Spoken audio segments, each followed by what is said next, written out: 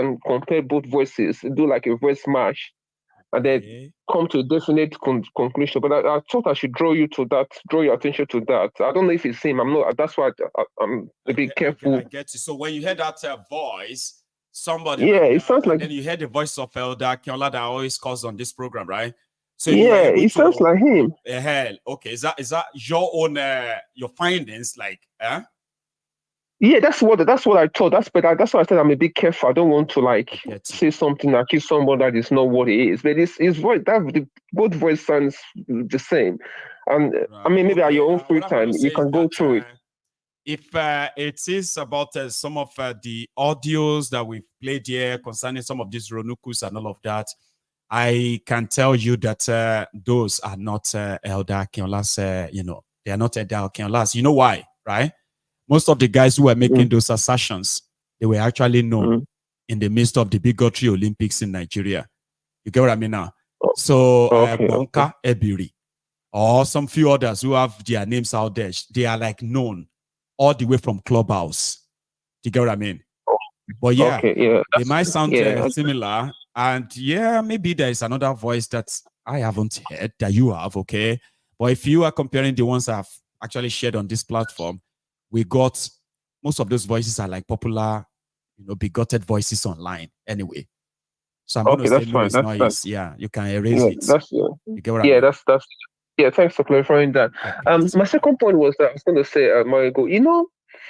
I think people in Nigeria they don't really get the news a while ago because my mom is here and she's 77, and I make her sit down with me to listen to Marigo. And after like a few weeks, like she's been here for a few months, I can see her the way she's reacting, like to what is happening in Nigeria. And I said, this is what I'm telling you because you people in Nigeria don't get the news. And she And she never used admitted to that react that's the like truth. that, you say? Yeah, yeah.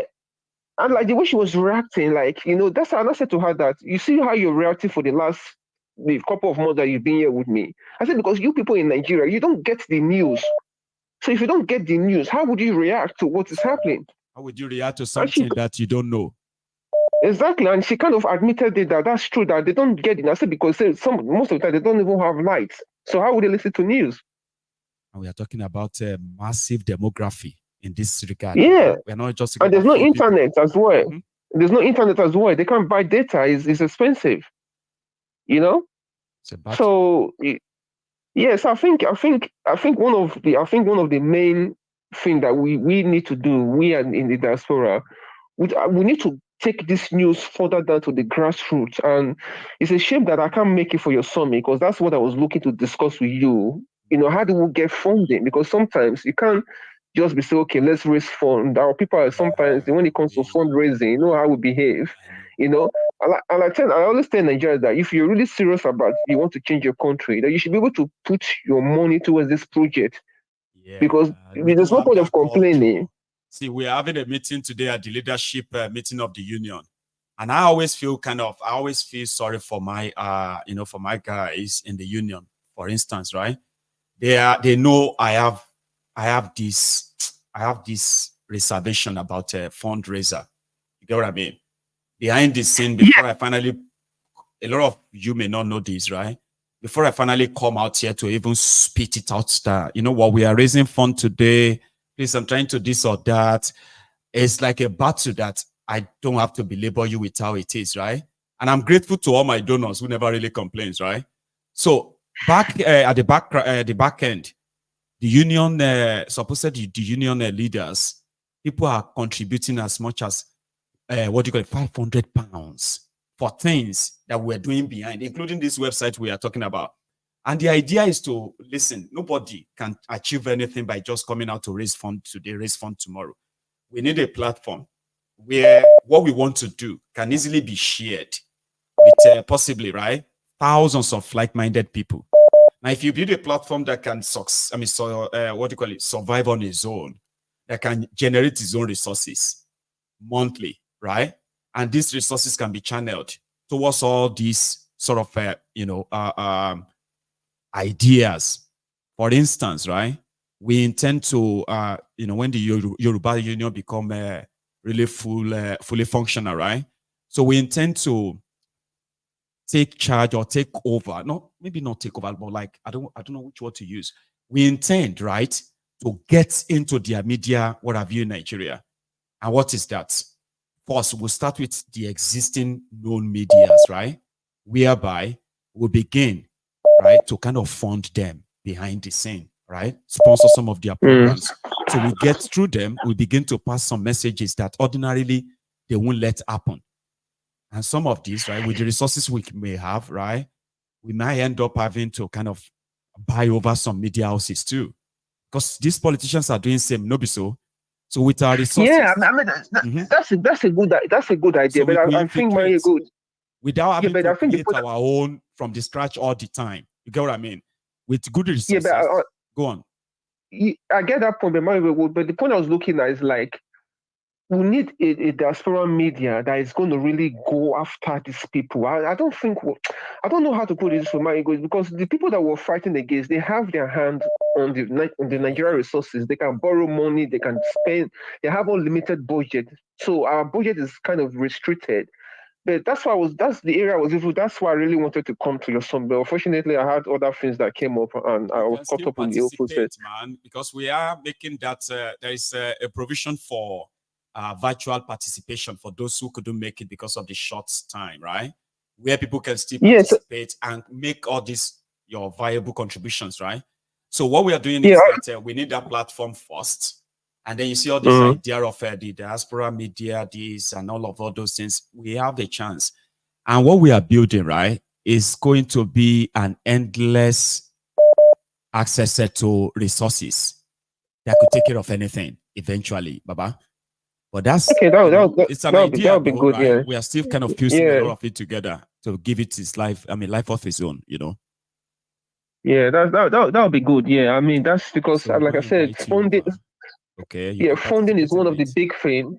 Yeah, funding is one of the big aspects that I really want us to iron up properly, so that we know our money is coming in for what you're doing, and because you can channel this energy towards getting what we want to achieve. Because like Nigeria problem is so massive, and let no one underestimate what's happening there. That we need that support, Marigo. You need that support so that you can keep hammering this message down to the people, and in different translation, in different dialects, so that people can understand what's happening. They don't know what is happening.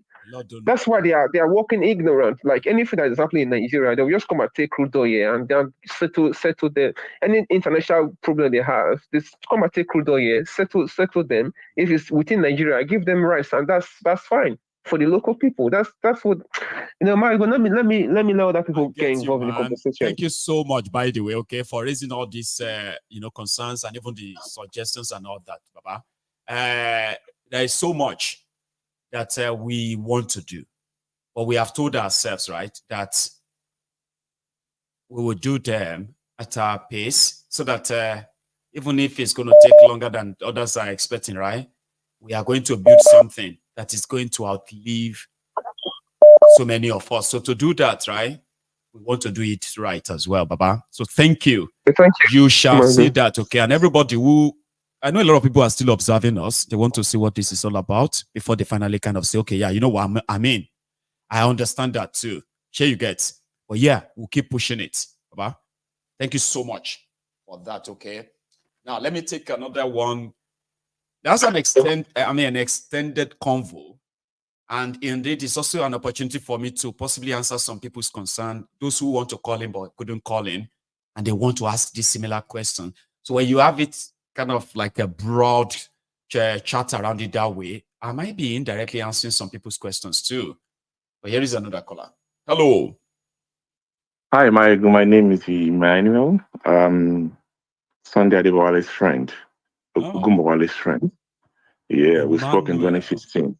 Yeah. How are you? The person who made that, I'm fine. I'm calling from New York. Fantastic. The person who made that comment is my very good friend. And I warned him. I know he has gone back to make another comment. No, it hurts me that I'm an Igbo guy, he's a Yoruba guy. But when he was coming to this country, I was the one who helped him. But he forgot his roots. And when they sent me that video, I was mad. I had to call his senior pastor who warned him. He was busy inciting violence. He's in the US. But things like this can send him back to Nigeria. A lot. Because yes. in the US Constitution, if you're inciting violence against other people, it will deter you from a lot of things.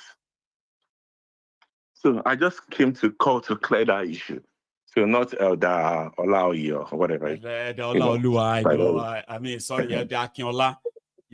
So yeah, the voice may sound somehow. It's my very good friend. God bless you, sir. Okay, I'll send you the audio. I'll send the audio of the heated argument we have in the car. Okay, oh dear. No problem. Thank you. I'll look forward to that, Baba. Thank you so much. Okay, you have a good one, sir. So that's Emma from New York, calling in to kind of back me up that if you, my caller was referring to the voice of those inciting people in Nigeria on this Twitter space, Clubhouse, even on TikTok, we kind of know them and they are not unknown. So Elder Akinola, may sound like one of them, but it's totally not one of them. I'm happy Ima had to come in and then help us debunk that. Thanks, Baba. Here is another caller on the line. Hello. Hello, Michael. Good evening. Oh, Charm. Hello, Ma. How are you? I'm fine, thank you. How are you doing? I'm very well. Oh, I'm trying to be. Thanks so much for asking. Keep up the good work. You're really doing well. You can see the massive impact that you're having on people, changing minds and hearts. Thanks. Like the other caller that called previously, before this other guy that called and talked about his 77-year-old mom. So just look at that 77-year-old woman, who has lived all her life as a Nigerian, and having her heart and her mind changed by my Goose conversation every day. Well done. You're doing really well. Thank you so much, Charm. And thanks to all of you who kind of make it more interesting so that I'm not just the talking head. There are other opinions that kind of help people to understand this better too, right? Absolutely. Thank you so absolutely. much. And just in case I don't call, throughout the week and I'm just listening, I wish the Yoruba conference that you're having, I hope you guys have all the best and that everything you want to accomplish, you are able to accomplish it and get the ball rolling. So the people the church, first of all, let me start with the church that is collecting 1 billion naira. That's donation, right? Donation for the endowment fund. Maego, sometimes I don't know, we are part of the problem. A church is collecting 1 billion, whether it's endowment, whether it's in cash, in whatever, but we understand where the source of that 1 billion is. Which God are you going to thank for that stolen 1 billion?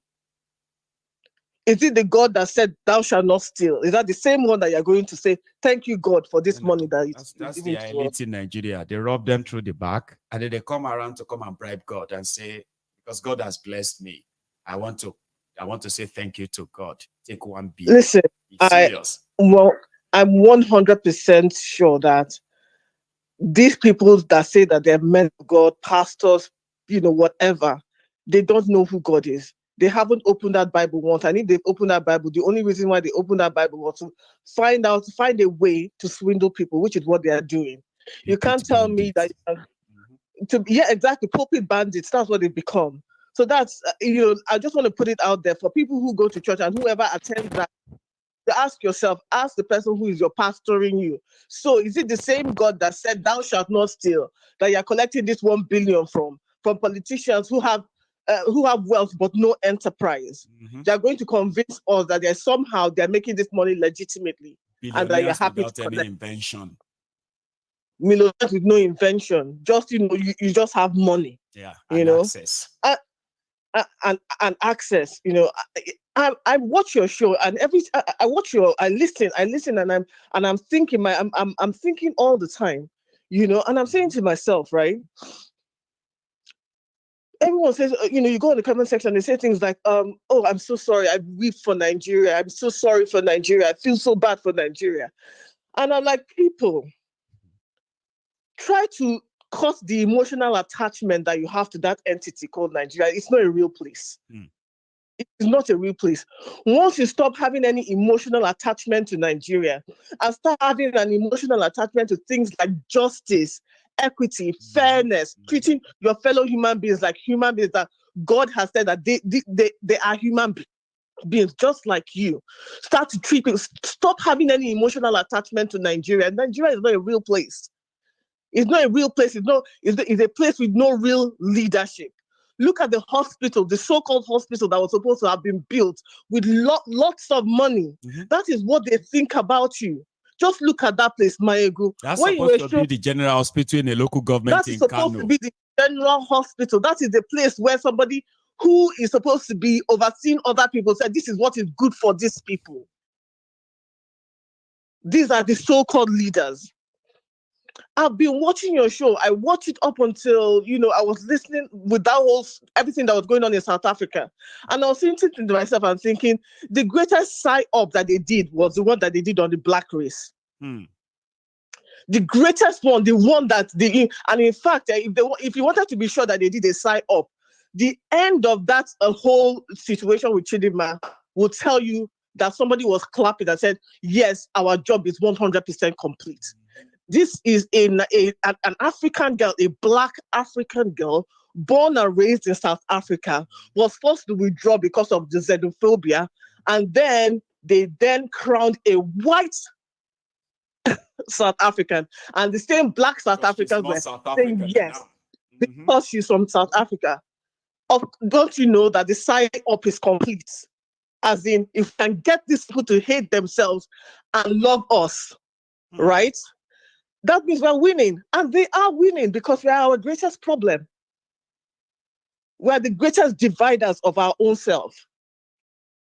And until we understand that the weapon fashioned against us, we're never going to get rid of the problems that we have.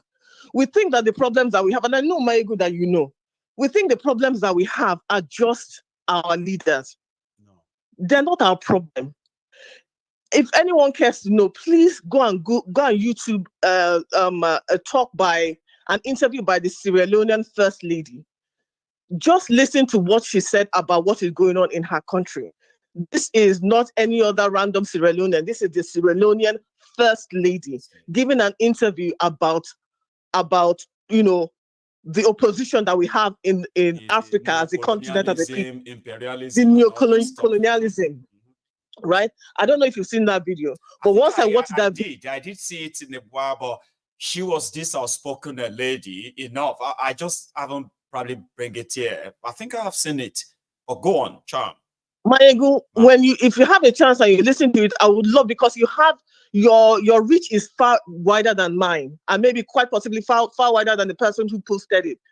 On a given day, you have about over 8,000 people watching your show. So it will be a good thing for people to actually see that Sierra Leonean woman talk, so you can understand the scope of the African issue, the scope of the African problem. And when you then understand the scope of the African problem, that is not just, it's an intentional, how will I put it, on the development of a continent, by design. It is an intentional sabotage that no matter what you do, it's always going to end where they want it to end. Exactly. It's always, unfortunately. It's always going to end exactly where they want it to end. But we're asking, and I think that is why your show, your platform is critical, that we dissolve the entity known as Nigeria. We dissolve it for our own good, for our own progress and prosperity as a black continent, not just as Yoruba nation, not just as Biafra or Arewa or Kwara or whatever nations that arise from this, right? But just for even because once you break that, and it's already broken, because our understanding is that they are just desperately trying to keep it together. All of them are talking about constitution. Together, but now they are now talking about Nigeria has already ended. Nigeria ended 10 years ago. So this is expired, where this is expiration that we're in. Over time. Over time. The country has already gone. So we are meant to actually, dissolve and go our separate ways. Right? And then when we go our separate ways, we can then, and that's why I feel, and a lot of people can disagree with me, but that once we separate as we naturally should separate, belong, do our own things, chart a new course for each region, right? That's right. Then we as a people, as different regions, can then have the blueprint for a Pan-African nation.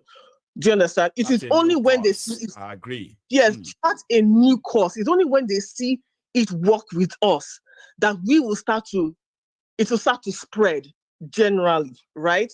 So that places like South Africa, who are meant to fight the people that came across the ocean, all over the where place.